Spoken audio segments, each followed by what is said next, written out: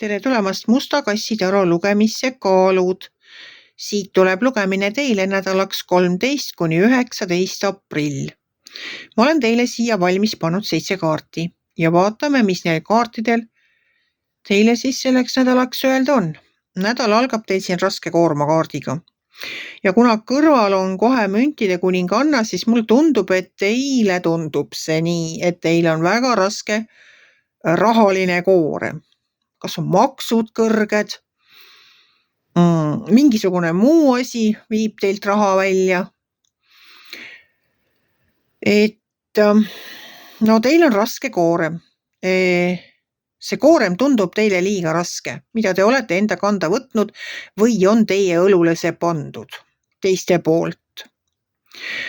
Selle koorma kergendamiseks on minu soovitus see, et delegeerige seda, kui see on võimalik. Et jagage seda koormat kuidagi viisi, kui teil on see võimalik. Kuna kõrval on siin müntide kuninganna kohe järgmise kaardina, siis müntide kuninganna tegelikult on väga kokkuhoidlik naisterahvas. Temal on ka eelarve paigas. Tema ei lähe poodi uut asja ostma. Tema ei lähe peole ka minekuks uut kleiti ostma. Tema vaatab oma kapis ringi. Tema leiab sealt kapi nurgast mingisuguse vana kleidi, mis on võib-olla ilusam veel kui teiste ostetud uus kleit. Või parandab mõnda vana asja, kui on võimalik. Kaalud ise on ka ju väga kokkuhoidlikud ja nad ei laristagi nagu niisama tühja tähja peale. Et ma ei tea, kuidas see koorem nagu teil siis selle rahadega praegu siin seotud on. Et võib-olla see on ajutine.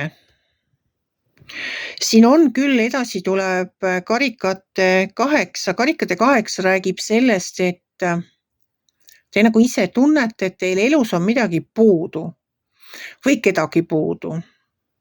Et kõik on nagu pealt näha korras, aga kusagil sees kripeldab miski, millest te ise täpselt aru ei saa, aga tunne on selline, et midagi nagu on puudu, midagi nagu võiks olla teisiti.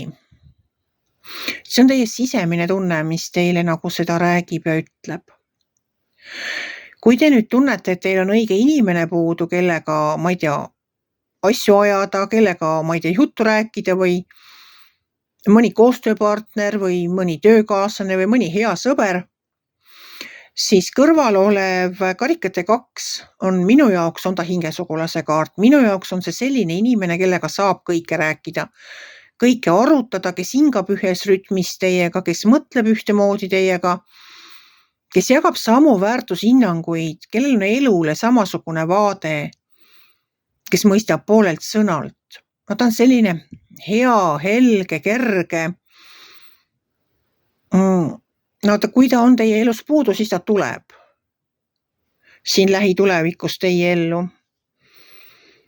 Et kuna siit edasi tuleb palju töökaarte, siis võib-olla te leiate endale mõne töökaaslase sellise, kellega on nagu lõbus koos tööd teha. Nagu hea ja kerge. Vahest ongi nii, et sa teed tööd, olgu see milline iganes töö, siis töökaaslased on ju väga olulised. Kui sul on head ja kerged töökaaslased sellised, kellega on tore koos töötada, kellega saab asju arutada, kellega saab koos naerda, kellega saab, ma ei tea, töö läheb kergemini, no tunne on helge, te lähete hommikul hea meelega tööle, sest te teate, et ta ootab teid seal ees. Midagi sellist ma näen siin, kuna edasi selle hingesugulase kaardist tulevad need töökaardid ehk rahakaardid. Et siin alumises reas ongi kohe müntide 8. Müntide 8 räägib töö tegemisest, pühendunud töö tegemisest. Ja ütleb ka seda, et selle nädala töö tuleks nüüd kõik ära teha. Mis teil selles nädalas oli plaanis, tehke kõik ära.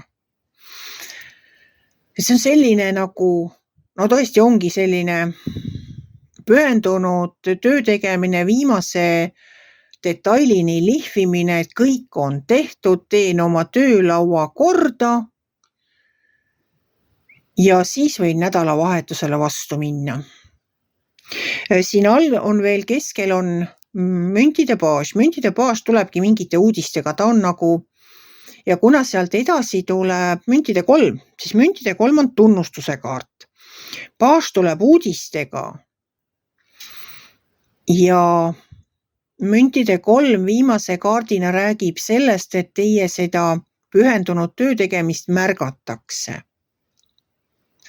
Kas patsutatakse õlale või antakse preemiat, igal juhul märgatakse ja müntide baas toobki teile nagu seoses selle tööga mingi kas rahauudise, tööuudise, kuidagi sellise uudise, mis teie nagu sissetulekuid kasvatab. Et kui see on nagu seni tehtud hea töö tulemus, on see preemia, on see mingisugune, kuidas ma ütlen, parem töökoht või siis karjääri edenemine, on see lihtsalt tunnustus.